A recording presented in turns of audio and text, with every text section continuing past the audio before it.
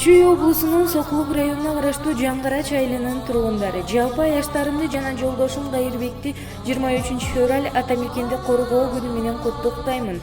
Эр жигиттин милдетиго мекен коргоо кыйналып азап тартуу жүрөк толго.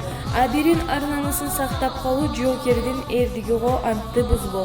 Тайманбас артка кайтпас жоокерлерин мекен үчүн жанын берип коргойт элин. Туу тутуп ар намысы бекем сактап, көзүнүн карегиндей сактап жирин деп Аяшыңар Гуля куттуктайт.